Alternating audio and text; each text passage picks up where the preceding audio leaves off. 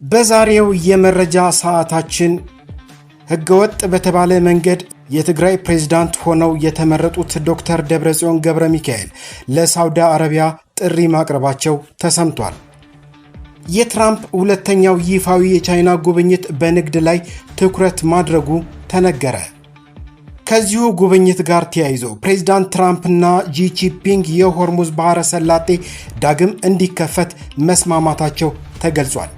እነዚህንና በዕለቱ የተሰሙ የተመራረጡ መረጃዎችን ይዘናል። አብራችሁን ቆዩ። ህወሓት የትግራይ ፕሬዝዳንት አድርጎ የሾማቸው ዶክተር ደብረጽዮን ገብረሚካኤል ለሳውዲ አረቢያ ጥሪ ማቅረባቸው ተሰምቷል።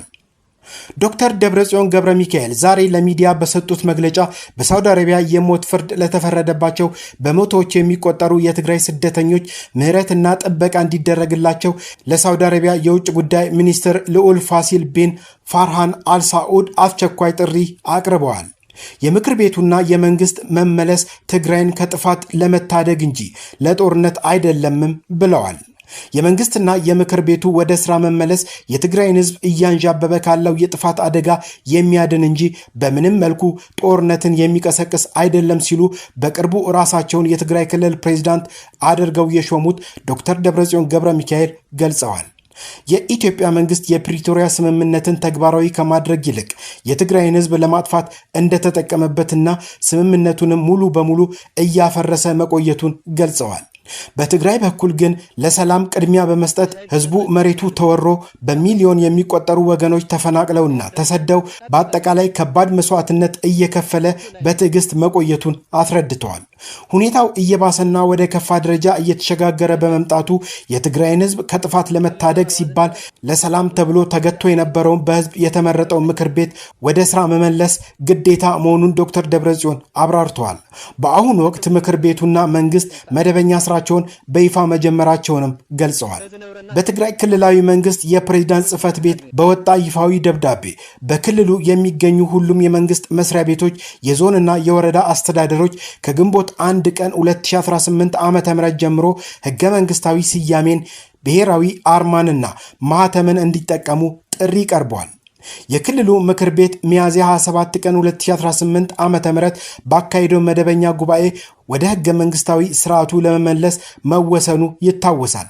በዚህም መሰረት ላለፉት 3 ዓመታት ሲሰራበት የነበረው የጊዜያዊ አስተዳደር መዋቅር በክልል መንግስት መተካቱ ተገልጿል። ይህንን ተከትሎ ማንኛውም የመንግስት ተቋም በሚያደርጋቸው ኦፊሴላዊ ግንኙነቶች የደብዳቤ ራስጌዎች ወይም ሌተር ሄድስ እና ማህተሞች ላይ የጊዜያዊ አስተዳደር የሚሉ ስያሜዎችን በመተው የቀድሞውን ህገ መንግስታዊ የክልሉን ስያሜና አርማ ተግባራዊ እንዲያደርጉ በጥብቅ ታዟል። ፕሬዝዳንት ትራምፕና ጂ ጂንፒንግ የሆርሙዝ ባህረ ሰላጤ ዳግም እንዲከፈት መስማማታቸው ታውቋል። የአሜሪካው ፕሬዝዳንት ዶናልድ ትራምፕና የቻይናው ፕሬዝዳንት ጂ ጂንፒንግ የሆርሙዝ ባህረ ሰላጤ ዳግም መከፈት እንዳለበት መስማማታቸውን ዋይት ሃውስ አስታውቋል። ሁለቱ መሪዎች ትላንት በነበራቸው ቆይታ በዓለም አቀፍ የንግድና የኃይል አቅርቦት ላይ ውይይት ማድረጋቸው ነው የተዘገበው። በዚህ ወቅት ቻይና ከመካከለኛው ምስራቅ የነዳጅ ማስተላለፊያ መስመሮች ላይ ያላትን ጥገኝነት ለመቀነስ ከአሜሪካ ተጨማሪ የኃይል ወይም ኢነርጂ ምርቶችን የመግዛት ፍላጎት እንዳላት ገልጻለች። ቤጂንግ ይህን እርምጃ ለመውሰድ ያሰበችው ስልታዊ ጠቀሜታ ባለው የሆርሙዝ ባህረ ሰላጤ ላይ የሚታየውን የእንቅስቃሴ መስተጓጎል ስጋት ለመቀነስ መሆኑ ተገልጿል። ዋይት ሃውስ አክሎ እንደገለጸው የሁለቱ አገራት መሪዎች ስምምነት በዓለም አቀፍ የነዳጅ ገበያ መረጋጋት ላይ አዎንታዊ ተጽዕኖ ይኖረዋል ተብሎ ይጠበቃል ሲል የዘገበው የዋሽንግተን ፖስት ነው።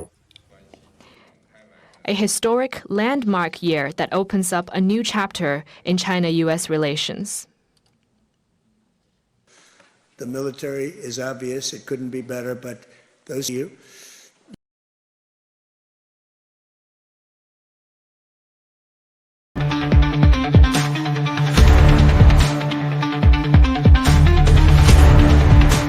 ከዚሁ ከፕሬዝዳንት ትራምፕ ጉብኝት ጋር ተያይዞ የትራምፕ ሁለተኛ ይፋዊ የቻይና ጉብኝት በንግድ ላይ ትኩረት ማድረጉም ተነግሯል። የትራምፕ የቻይና ሁለተኛው ጉብኝት ከመጀመሪያ የስልጣን ዘመናቸው ብዙም ሳይቆይ እንደ አውሮፓውያን አቆጣጠር በ2017 ከተደረገው መንግስታዊ ጉብኝት የተለየ ትኩረት አሁን ላይ አድርጓል።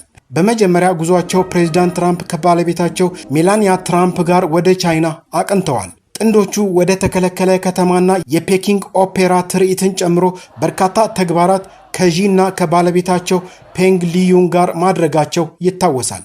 በአሁኑ ጉብኝት ቀዳማዊ እመቤት ሚላኒያ ያካተተ ሲሆን ትራምፕ በቻይና ወደሚገኘው ወደ መንግስተ ሰማያት መቅደስ በተባለው ስፍራ ጉብኝት አድርገዋል።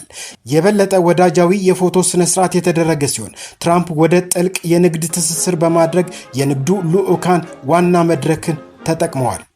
የአሜሪካ የንግድ ማህበረሰብም ይህንን ለማድረግ ከፍተኛ ጉጉት እንዳለው ለዢ ተናግረዋል። ፕሬዚዳንት ትራምፕ ከጋዜጠኞች ከተነሱ ጥያቄዎች ለንግድ ስራ ቅድሚያ መስጠት እንደሚፈልጉ በመግለጽ እንደ ታይዋን ባሉ ርዕሰ ጉዳዮች ላለማንሳት ሞክረዋል። የትራምፕ ወንድ ልጅ ኤሪክ ትራምፕ በቻይና ከሚገኙ የአሜሪካ ባለስልጣናትና የንግድ መሪዎች ትልቅ ልዑካን መካከል አንዱ ነው። የዩናይትድ ስቴትስ ፕሬዝዳንት ሁለተኛ ልጅ በመንግስት ስልጣን ውስጥ ቦታ ባይኖረውም ነገር ግን የአባቱ ንግድ የሆነውን የትራምፕ ድርጅት ስራ አስፈጻሚ ምክትል ፕሬዝዳንት ሆኖ እያገለገለ ይገኛል። የትራምፕ ድርጅት ቃል አቀባይ ለኒውዮርክ ታይምስ በሰጡት መግለጫ ኤሪክ ትራምፕ በግላቸው ከአባቱ ጋር መገኘትን እንጂ በቻይና ምንም አይነት የንግድ ስራ የለውም። በጉዞ ላይም የንግድ ልውውጥ ለማድረግ እቅድ እንደሌለው ተናግሯል ይላል መረጃው። A historic land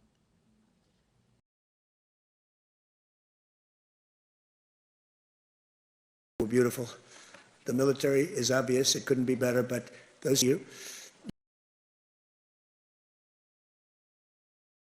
ዛሬም እንላለን ሰላም ለሀገራችን፣ ሰላም ለምድራችን።